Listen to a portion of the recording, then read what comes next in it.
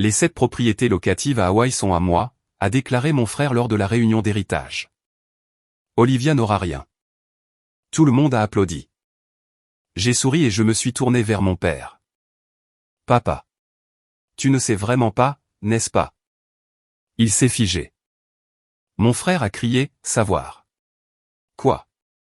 La salle de conférence donnait sur le Pacifique, ses murs de verre encadrant un horizon si calme que cela en paraissait presque moqueur. À l'intérieur, tout était loin d'être calme. Les 7 propriétés locatives à Hawaï sont à moi, a déclaré mon frère Ethan, sa voix portant l'assurance facile de quelqu'un à qui on n'avait jamais dit non. Olivia n'aura rien. Il y eut un silence juste assez long pour que les mots fassent leur effet.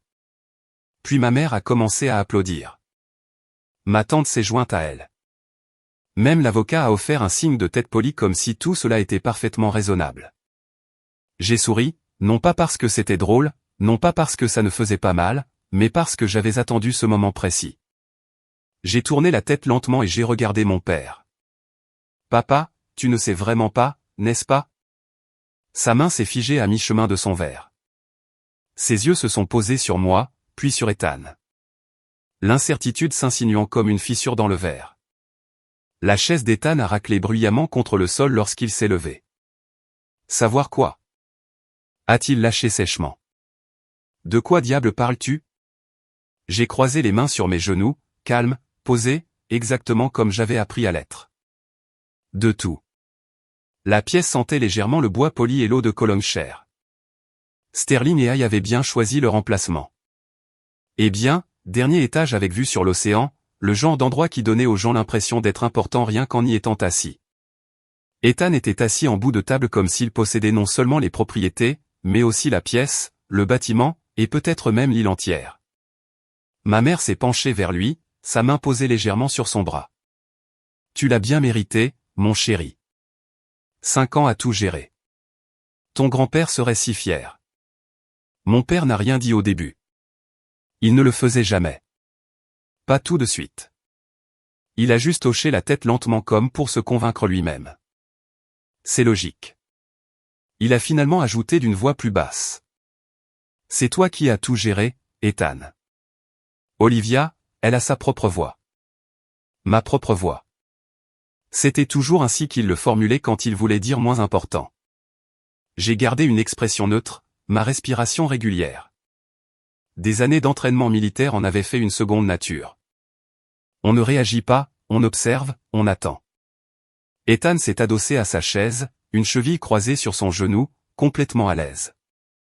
Écoute, je ne veux pas que ce soit gênant, a-t-il dit. Bien que son ton suggéra le contraire. C'est juste pratique. C'est moi qui ai fait le travail. Je connais les locataires, les propriétés, les chiffres. Olivia. Il a haussé les épaules, me jetant un coup d'œil avec un demi-sourire narquois. Sans vouloir t'offenser, mais tu es dans l'armée. Tu n'as pas vraiment le temps de gérer un portefeuille immobilier. Quelques rires discrets ont fait le tour de la table. Je n'ai pas bronché. Au lieu de cela, j'ai étudié mon père, 74 ans maintenant. Ses cheveux étaient plus clairsemés, plus gris que dans mes souvenirs d'enfance. Mais ses yeux, c'étaient les mêmes. Vifs quand il s'agissait d'affaires. Sélectivement aveugle quand il s'agissait de ses enfants. Papa, ai-je répété, plus doucement cette fois. Grand-père t'a-t-il jamais parlé des propriétés? Précisément, il a froncé les sourcils, pris au dépourvu. Il a dit qu'il avait un plan pour que tout soit pris en charge. Une pause. Pourquoi? Et après son décès, ai-je continué, as-tu jamais vérifié les registres du comté? Juste pour confirmer la propriété. Le silence qui a suivi était différent de celui d'avant. Plus lourd, moins certain. Pourquoi l'aurais-je fait? A-t-il dit lentement. Ethan gérait tout. Exactement. J'ai laissé cela planer un instant. Je l'ai laissé s'installer dans les fissures qui se formaient déjà. De l'autre côté de la table, ma tante Rebecca a laissé échapper un petit rire méprisant. Oh, pour l'amour du ciel, Olivia. Où veux-tu en venir? Ce n'est pas l'un de tes interrogatoires militaires.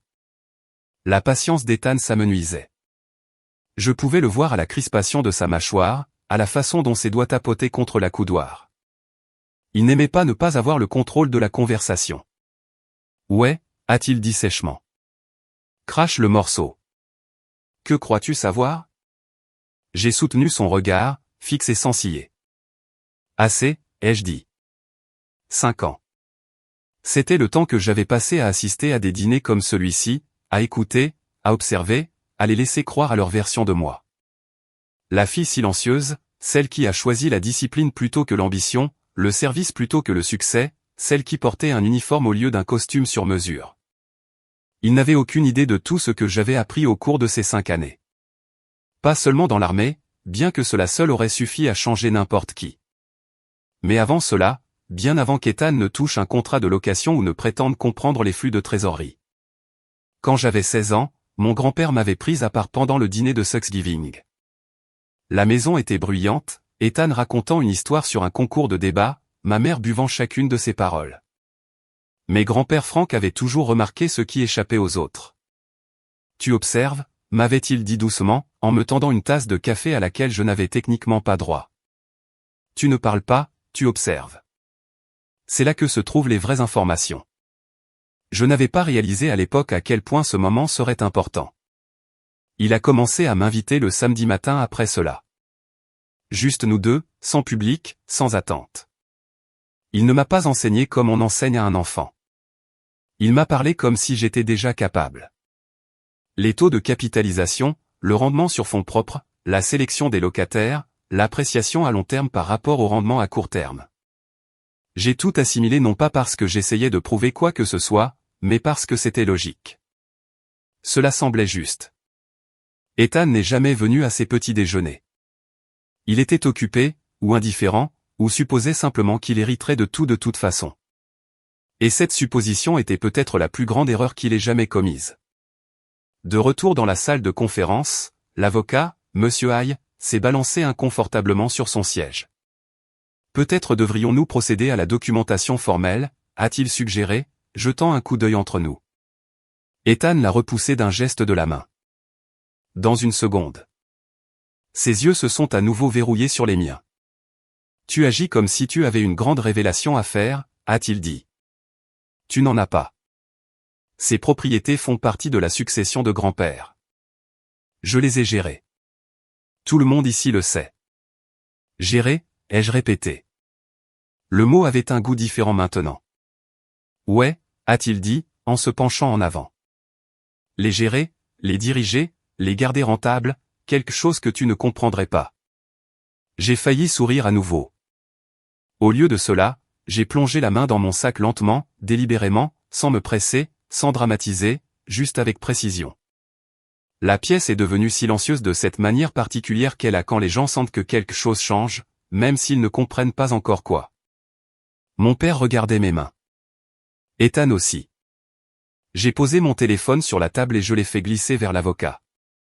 Monsieur Hay, ai-je dit calmement. Pourriez-vous afficher les registres publics de propriété pour ces adresses? Il a hésité. Je suppose que je pourrais. Oui, bien, ai-je répondu. Je vais vous les fournir. Ethan a laissé échapper un rire sec. C'est ridicule. Peut-être. Ou peut-être était-ce exactement ce qui se préparait depuis 5 ans. Je me suis adossé à ma chaise, la posture détendue, le pouls régulier. Allez-y, ai-je dit doucement. Voyons à qui elles appartiennent réellement. De l'autre côté de la table, le visage de mon père avait pâli. Le sourire d'Ethan commençait à s'effacer, et pour la première fois depuis le début de cette réunion, l'équilibre des pouvoirs dans la pièce s'est modifié discrètement, mais indéniablement. Les doigts de l'avocat planaient au-dessus du clavier, incertain, attendant que quelqu'un, n'importe qui, l'arrête. Personne ne l'a fait, Ethan s'est de nouveau adossé, forçant un rire qui est sorti plus faible qu'avant. Allez-y, a-t-il dit en faisant un signe de la main. Faites-vous plaisir. Ce sont des registres publics. Cela ne fera que prouver ce que j'ai déjà dit. Je ne l'ai pas regardé. J'observais mon père. Il n'avait pas touché à son eau. Son regard était désormais fixé sur l'écran. Ses sourcils étaient froncés. Ni sur la défensive, ni méprisant, juste confus. C'était nouveau. Et la confusion, j'avais appris, était la première fissure dans la certitude. Je n'étais pas toujours aussi posé. Il fut un temps où j'aurais réagi comme il s'y attendait. Sur la défensive, émotive, essayant trop fort de m'expliquer. Je pensais que si je disais juste la bonne chose, si je leur montrais assez de preuves, ils finiraient par me voir. C'était avant que je ne comprenne quelque chose de fondamental. Les gens ne voient pas ce qu'ils ne veulent pas voir. En grandissant, Ethan était le centre de gravité de notre maison. 3 ans de plus, bruyant, charismatique, le genre de personne qui remplissait une pièce rien qu'en y entrant. Les professeurs l'adoraient. Les voisins le louaient. Ma mère construisait des conversations entières autour de lui. Ethan va faire de grandes choses, disait-elle au dîner, la voix chaleureuse de fierté. On peut le deviner. Mon père hochait la tête, approbateur, projetant déjà une version future de lui, réussi, respecté, perpétuant le nom des Carter. Et moi, j'étais la silencieuse, celle qui lisait plus qu'elle ne parlait, celle qui écoutait au lieu d'interrompre, celle qui remarquait les choses mais ne les disait pas toujours à haute voix. Olivia est pensive, ajoutait ma mère, comme si elle cherchait quelque chose de positif à dire. Pensive. Ça sonnait bien. Ça ne l'était pas. C'était le mot que vous utilisiez quand vous ne saviez pas trop à quoi servait quelqu'un. Quand je leur ai dit que je m'engageais, ma mère a pleuré. Pas des larmes de fierté, pas le genre que vous voyez aux adieux à l'aéroport ou aux cérémonies de remise des diplômes. Celle-ci était différente. Pourquoi t'infligerais-tu cela? A-t-elle demandé, la voix serrée par l'incrédulité. Tu as été accepté dans de bonnes écoles.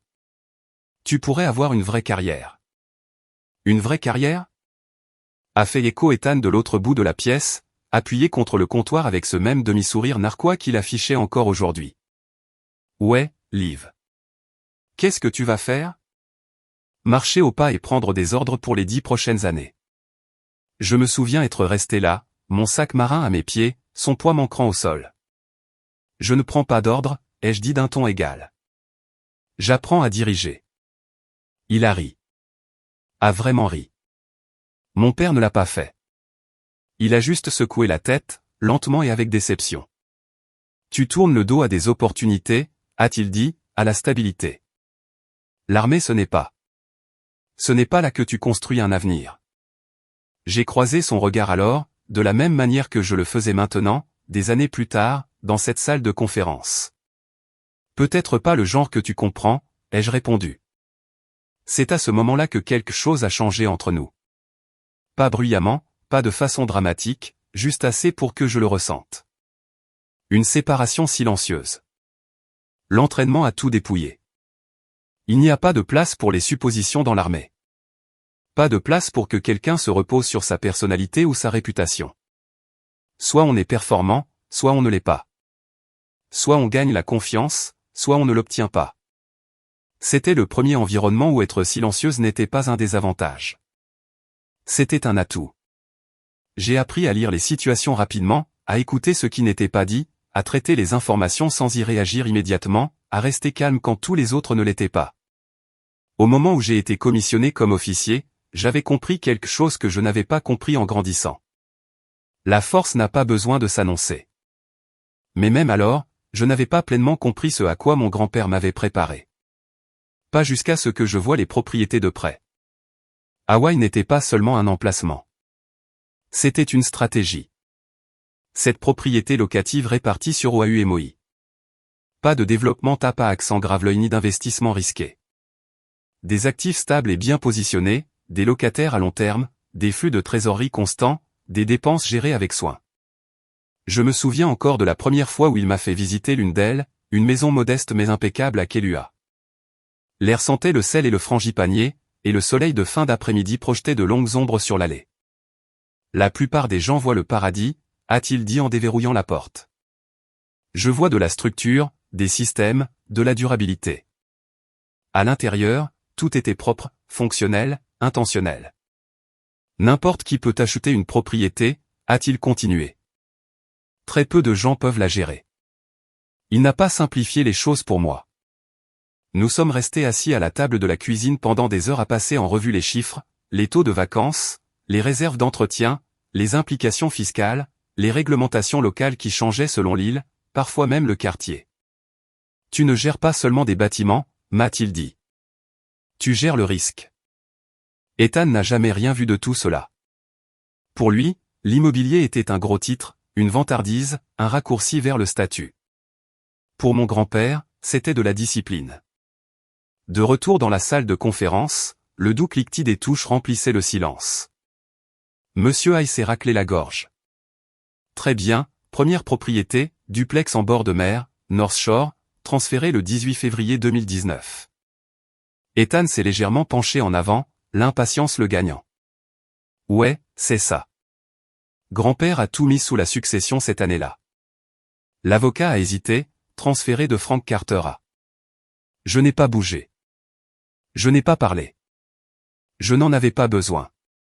Les mots étaient suspendus là, juste hors de portée.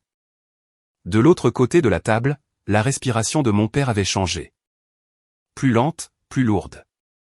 Continuez, a dit Ethan plus sèchement maintenant. À qui?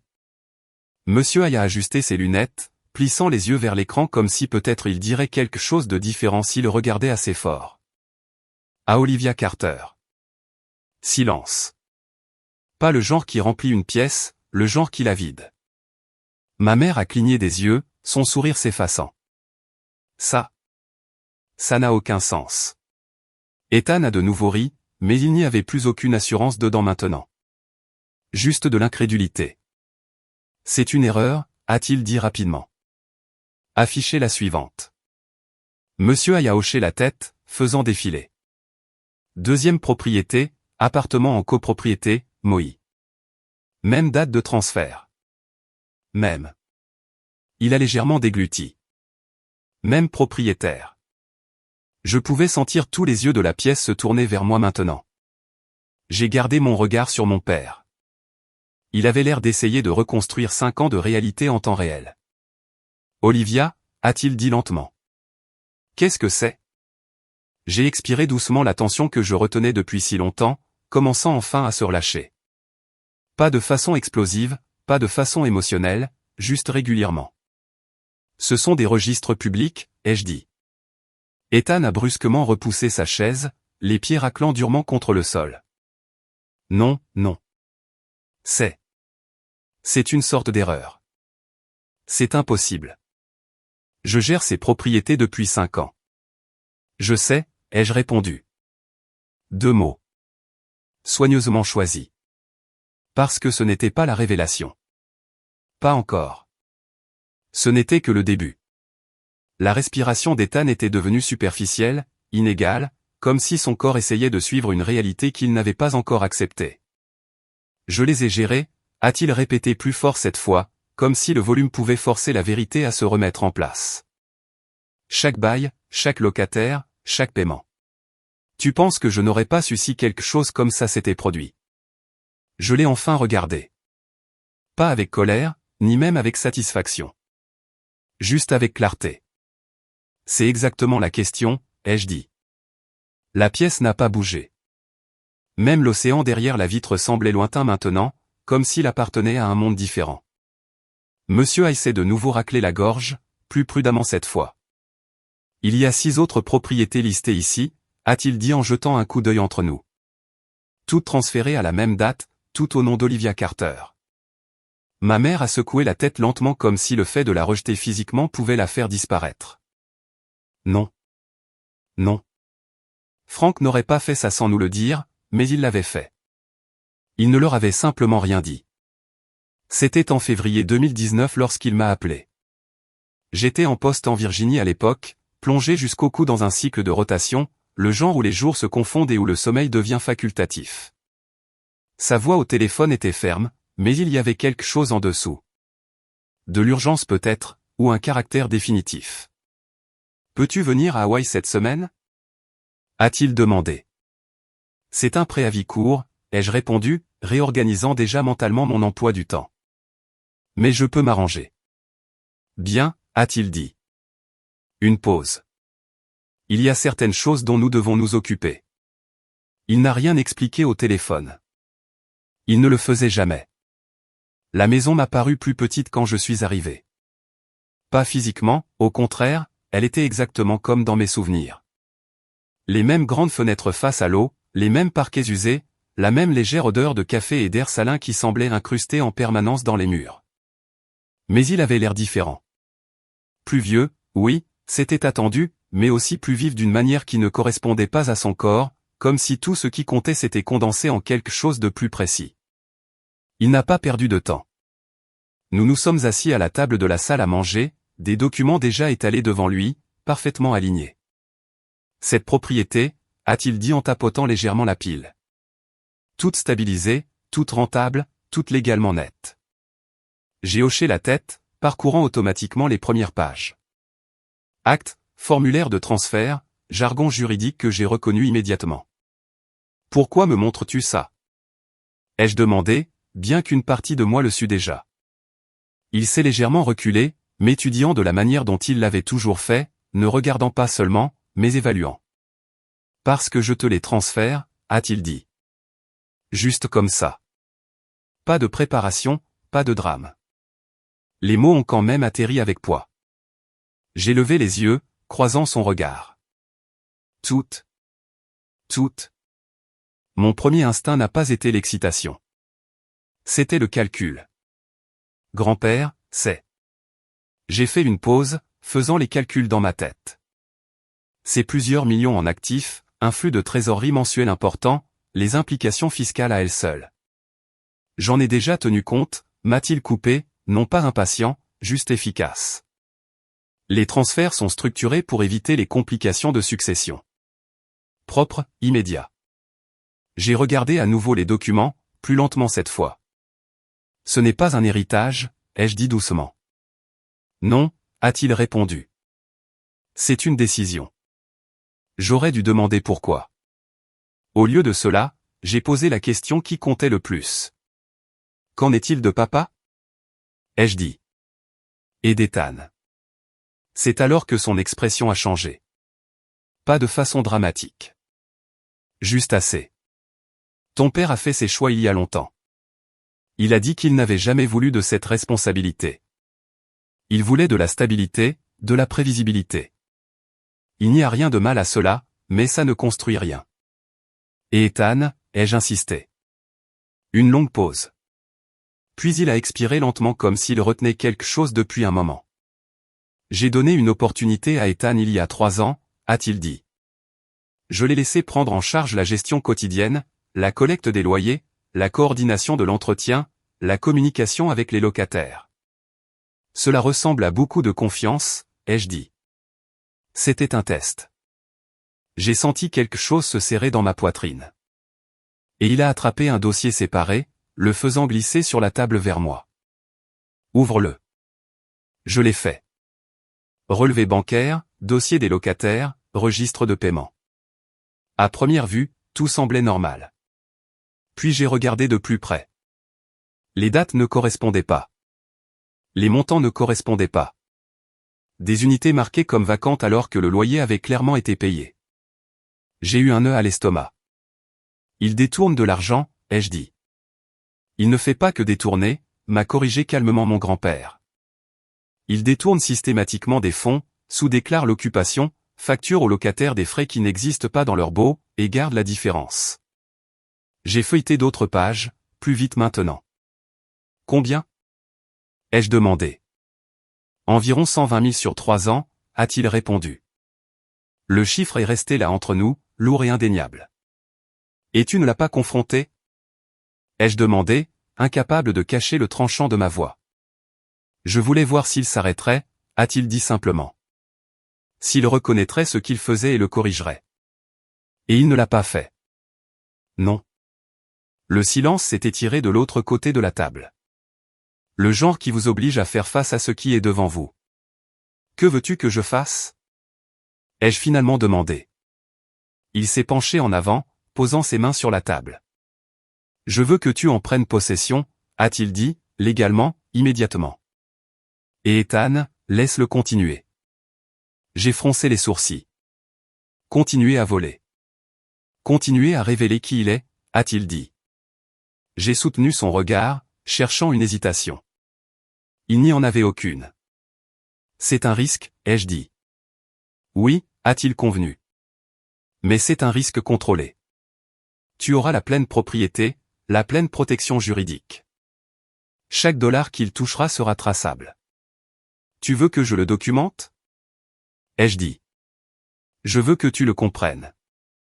A-t-il corrigé complètement? Nous avons signé les documents cette semaine-là. Chaque signature délibérée, chaque page notariée, classée, enregistrée.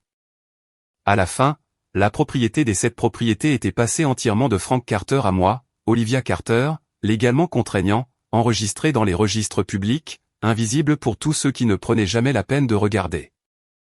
Il est décédé 4 mois plus tard, paisiblement, disait-il. Aux funérailles, Ethan se tenait à l'avant, parlant avec assurance d'héritage, de responsabilité, de la poursuite de ce que son grand-père avait construit. Il m'a appris tout ce que je sais sur les affaires, a-t-il dit à la foule. Je me tenais au fond, écoutant. Il ne l'avait pas fait. Pas vraiment. De retour dans la salle de conférence 5 ans plus tard, Ethan avait l'air d'essayer de respirer sous l'eau. Ce n'est pas réel, a-t-il dit en secouant la tête. Il n'y a aucun moyen que j'aie pu le savoir. Tu l'aurais su, ai-je répété doucement, si tu avais vérifié. Les yeux de mon père sont passés de l'un à l'autre, quelque chose se défaisant derrière eux. Tu as possédé ça tout ce temps, a-t-il demandé, sa voix à peine plus qu'un murmure. Depuis février 2019, ai-je dit. 5 ans, a-t-il murmuré. 5 ans de supposition. 5 ans de certitude construite sur du vide. Ethan a frappé du poing sur la table. C'est de la fraude, a-t-il lâché. Tu ne peux pas juste. Ça doit être une sorte de coup monté. J'ai légèrement incliné la tête. Un coup monté, ai-je fait écho. Sa voix s'est élevée, le désespoir s'insinuant maintenant.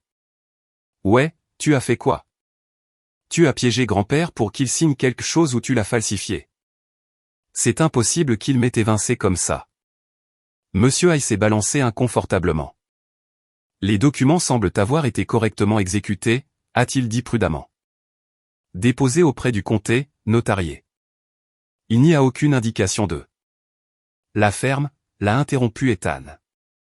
La pièce est devenue immobile. Je l'ai observée pendant un moment. Vraiment observée. Et pour la première fois, je n'ai pas vu l'enfant prodige. J'ai vu exactement ce que mon grand-père avait vu. Ethan, ai-je dit, ma voix calme, presque douce.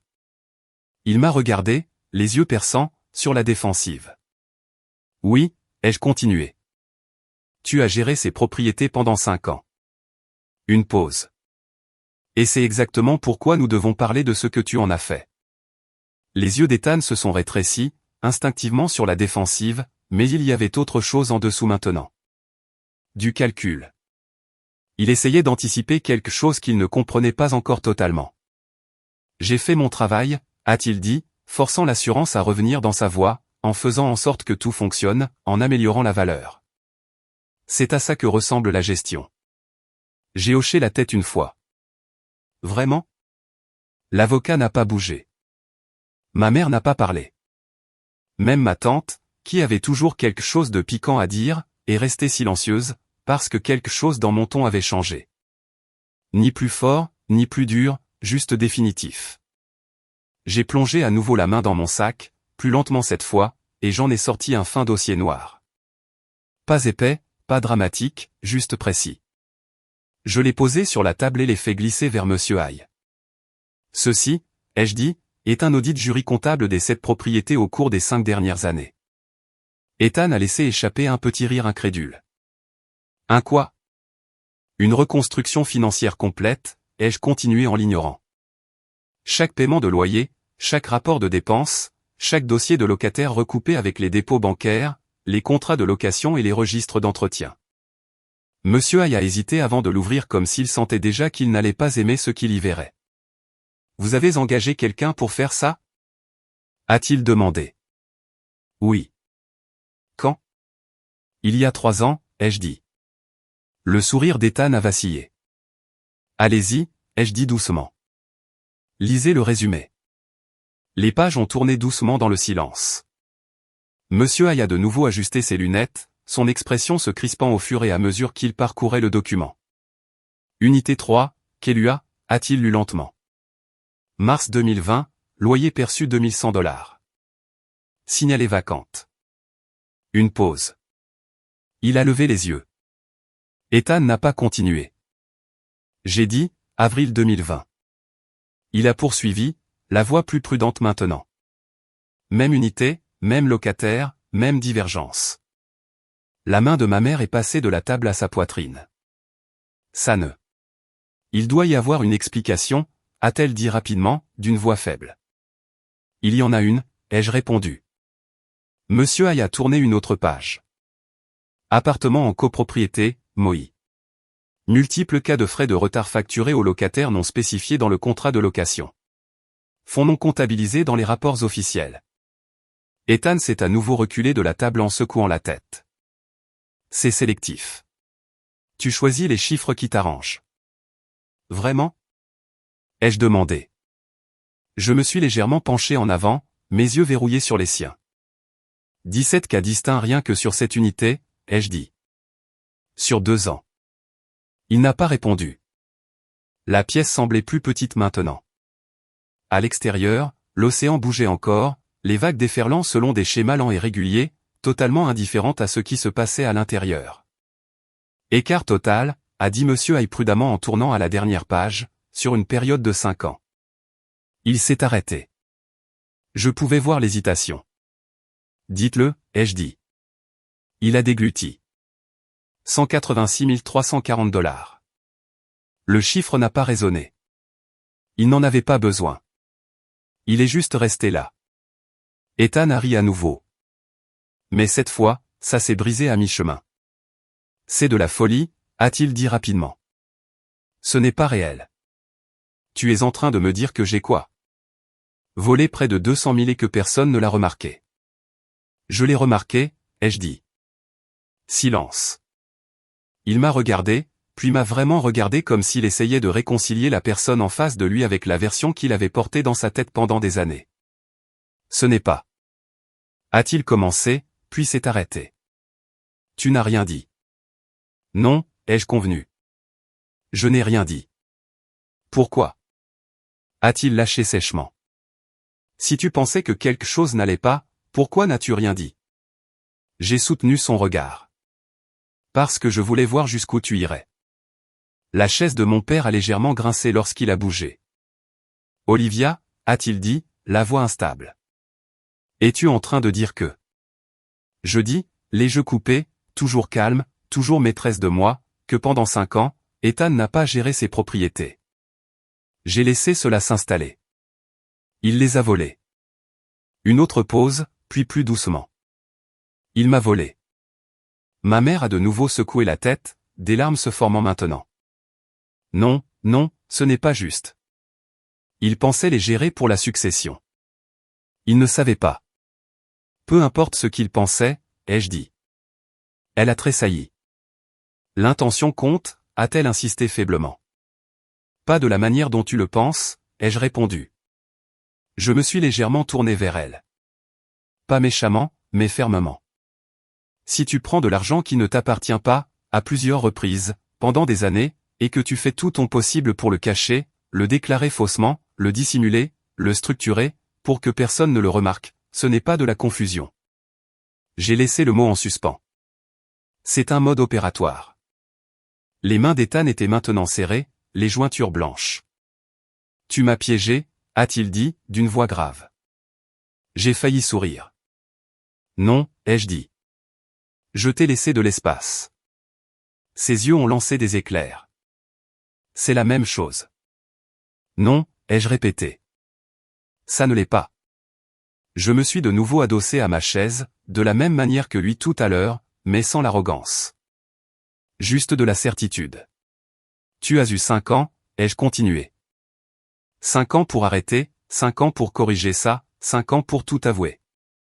J'ai fait une pause juste assez longue pour que cela fasse son effet. Tu ne l'as pas fait. Monsieur Hay a fermé lentement le dossier, son calme professionnel s'effritant légèrement maintenant. Si ce rapport est exact, a-t-il dit prudemment. Cela constitue de multiples chefs d'accusation de mauvaise conduite financière. Potentiellement criminel. Potentiellement, a lâché Ethan. L'avocat n'a pas répondu. J'ai plongé une dernière fois la main dans mon sac et j'ai sorti un deuxième document. Plus épais, officiel. Je l'ai posé sur la table, mais je ne l'ai pas fait glisser en avant cette fois-ci. Pas encore. Qu'est-ce que c'est? A demandé mon père, sa voix tenant à peine. Je l'ai regardé, vraiment regardé. Pour la première fois depuis que j'étais entré dans cette pièce, il n'y avait plus de colère en moi. Plus besoin de prouver quoi que ce soit. Juste de la clarté. Ceci, ai-je dit, est une plainte officielle. Ethan s'est figé. Une plainte, a-t-il répété. Oui, ai-je dit, préparée pour le département de l'application des lois d'Hawaï. Les mots ne l'ont pas frappé d'un seul coup. Ils se sont déployés lentement, implacablement. Tu n'es pas sérieuse, a murmuré ma mère. Je ne l'ai pas regardé. Je le suis. La chaise d'Ethan a claqué en arrière lorsqu'il s'est levé à nouveau.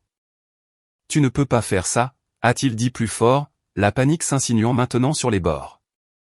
Tu ne peux pas juste. C'est la famille. On peut arranger ça.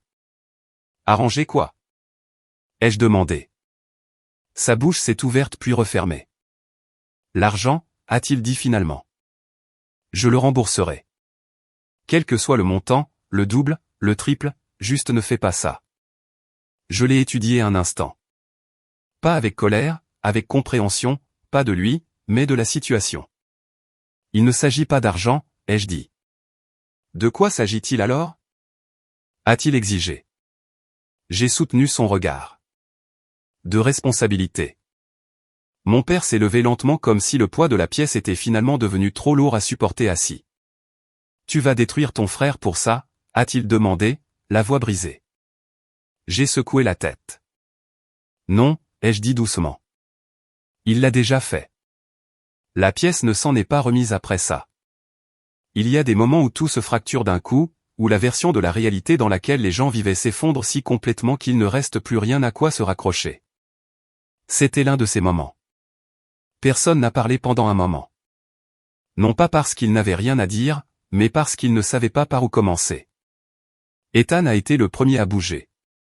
Il a passé ses mains dans ses cheveux, faisant maintenant les 100 pas, le sol poli faisant écho à chaque pas de manière trop bruyante. C'est de la folie, a-t-il marmonné. C'est complètement fou. Il a regardé mon père. Dis quelque chose, a-t-il exigé. Tu vas juste rester planté là. Mon père n'a pas répondu tout de suite. Il fixait le dossier devant lui, celui qui contenait 5 ans de preuves, 5 ans de silence, 5 ans de vérité que personne n'avait pris la peine de chercher. Quand il a finalement parlé, sa voix était plus basse que je ne l'avais jamais entendue. As-tu pris l'argent? A-t-il demandé. Simple, direct, inévitable. Ethan s'est figé. Ce n'est pas, il a commencé, puis s'est arrêté. Ses yeux ont fait la navette entre ma mère et mon père. Je ne pensais pas, as-tu pris l'argent? A répété mon père. La pièce a retenu son souffle. Ethan a dégluti. J'ai ajusté certaines choses, a-t-il dit. Gérer des frais, des dépenses. Ce n'est pas comme si j'avais juste. As-tu pris de l'argent qui ne t'appartenait pas? A encore dit mon père, chaque mot plus lourd que le précédent. Cette fois, Ethan n'a pas répondu. Il n'en avait pas besoin. Ma mère a laissé échapper un son faible et brisé, couvrant sa bouche de sa main. Ethan, a-t-elle murmuré, comme si prononcer son nom pouvait d'une manière ou d'une autre le ramener à la version de lui en laquelle elle croyait. Mais cette version avait disparu. Ou peut-être n'avait-elle jamais vraiment existé. Je me suis levé. Pas brusquement, pas de façon dramatique. Juste délibérément. Je vais y aller, ai-je dit. Toutes les têtes se sont tournées vers moi. J'ai un rendez-vous avec mon avocat cet après-midi, ai-je continué. Nous déposerons formellement la plainte. La tête d'Ethan s'est redressée. Olivia, ne fais pas ça. A-t-il dit en faisant un pas vers moi. Attends. On peut trouver une solution. J'ai fait une pause, ma main reposant légèrement sur le dossier de la chaise. pendant 5 ans, ai-je dit sans élever la voix. Tu as trouvé des solutions exactement comme tu le voulais. Il a tressailli. C'est le moment où les conséquences te rattrapent. Ma mère s'est levée rapidement, renversant presque sa chaise. Je t'en prie, a-t-elle dit, la voix tremblante. C'est ton frère. Le mot est resté suspendu en l'air entre nous. Frère? Cela sonnait différemment maintenant. Je l'ai regardé, pas froidement, pas durement, juste honnêtement. Les frères ne font pas ça, ai-je dit. Elle a secoué la tête, les larmes coulant librement maintenant. Les gens font des erreurs. Une erreur, ai-je dit, peut-être 2. J'ai laissé le silence remplir l'espace après ça. Pas pendant 5 ans, ai-je terminé. Mon père s'est approché alors, plus près qu'il ne l'avait été depuis longtemps. Je ne savais pas, a-t-il dit doucement. J'ai croisé son regard. Je sais, ai-je répondu. Et je le pensais. C'était bien le problème. J'aurais dû, a-t-il ajouté, la voix rauque. J'aurais dû demander. J'aurais dû vérifier. Oui, ai-je dit. Pas de colère. Juste de l'assentiment. Ethan a laissé échapper une respiration saccadée. La frustration débordait à nouveau. Alors c'est ça, a-t-il lâché. Tu vas juste sortir, tout ruiner, et ensuite partir comme si tu étais au-dessus de ça. J'ai pris mon sac. Je ne suis pas au-dessus de ça, ai-je dit. Je n'en fais juste plus partie. J'ai marché vers la porte.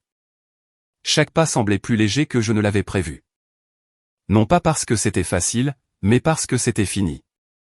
L'attente, l'observation, l'équilibre constant entre ce que je savais et ce que je leur laissais croire. Fini. Olivia.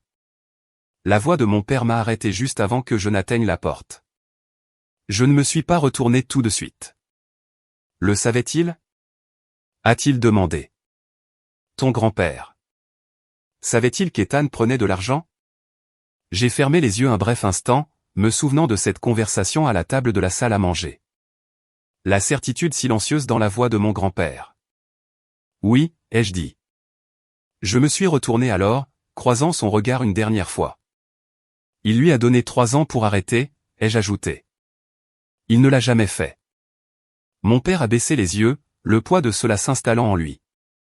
Il a essayé de me le dire, a-t-il murmuré. Il l'a fait, ai-je dit. Et puis plus doucement. Tu n'as simplement pas écouté. J'ai quitté la pièce sans un mot de plus.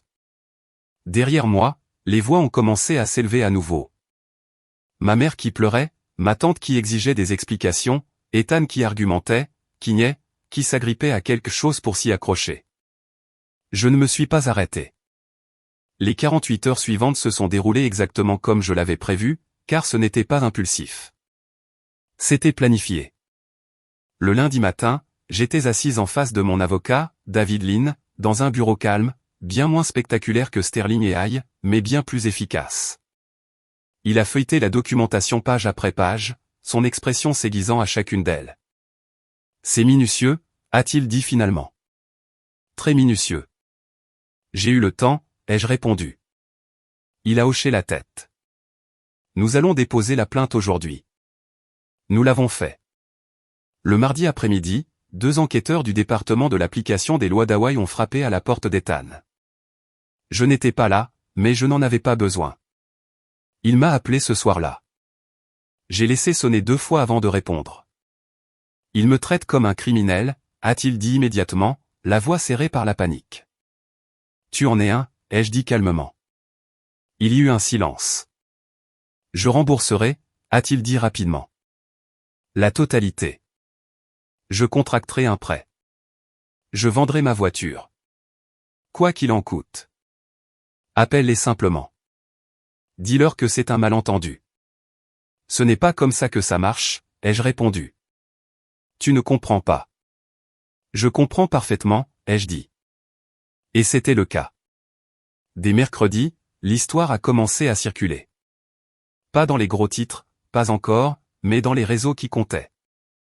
Les gestionnaires immobiliers parlent, les investisseurs parlent, les entreprises font attention quand les chiffres ne s'additionnent pas. Le nom d'Ethan a commencé à apparaître dans des conversations dont il n'avait jamais fait partie auparavant. Aucune d'elles n'était bonne. Le vendredi, il a été placé en congé administratif par son cabinet. La semaine suivante, il a été licencié. Discrètement, efficacement, tout comme tout le reste dans le monde qu'il pensait comprendre. Ma mère a appelé 3 fois avant que je ne réponde. « Je t'en prie », a-t-elle dit quand j'ai finalement décroché. Sa voix semblait plus faible que je ne l'avais jamais entendue. Il s'effondre. C'est ton frère. Je me suis adossé à ma chaise, regardant les lumières de la ville à travers la fenêtre de mon appartement. Il a fait des choix, ai-je dit. On va arranger ça, a-t-elle insisté.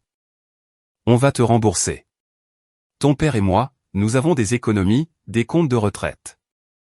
Ce n'est pas suffisant, ai-je dit doucement. Silence. Et même si ça l'était, ai-je continué, ça ne changerait rien. Tu détruis cette famille, a-t-elle murmuré. J'ai fermé les yeux brièvement. Non, ai-je dit. Je ne la protège juste plus. Mon père est venu me voir le samedi suivant. Il avait l'air plus vieux. Pas en année, en poids. J'avais tort, a-t-il dit dès que j'ai ouvert la porte. Pas de préambule, pas de défense, juste ça. Je me suis écarté pour le laisser entrer. Nous nous sommes assis face à face en silence pendant un moment. Je l'ai choisi, lui, a-t-il dit finalement, encore et encore. Je le vois maintenant. Je ne l'ai pas interrompu. Je pensais que je le soutenais, a-t-il continué, que je l'encourageais, mais j'ignorais tout le reste. Moi ? Ai-je dit doucement. Il a hoché la tête. Toi, a-t-il convenu. Il a levé les yeux, croisant alors les miens avec quelque chose que je n'y avais jamais vu auparavant. Pas de la fierté, pas des attentes, de la reconnaissance. Je ne sais pas comment réparer ça, a-t-il dit. J'ai considéré cela. Tu ne le sais pas ? Ai-je répondu. La vérité simple et sans concession. Des mois plus tard, Ethan a accepté un accord de plaidé coupable. Des charges réduites, une mise à l'épreuve, des restitutions, un casier judiciaire permanent qui le suivrait bien plus longtemps que l'argent ne le pourrait jamais. Sa carrière dans l'immobilier était terminée. Sa réputation détruite. Nous ne nous parlons plus beaucoup maintenant. Mes parents et moi échangeons des appels occasionnels, parfois aux jours fériés, prudents, polis, différents. Il y a quelques semaines, mon père m'a envoyé une lettre, manuscrite, sans aucune attente, juste une reconnaissance. Il m'a dit qu'il avait examiné mes dossiers, mon service, mes promotions, les propriétés. Il a dit qu'il était fier. Je la garde dans un tiroir. Je n'ai pas répondu. Non pas parce que je suis en colère, mais parce que je n'en ai plus besoin. J'ai construit quelque chose de vrai. Pas bruyamment, pas pour l'approbation, mais avec discipline, avec patience, avec clarté. Et à la fin, cela a suffi.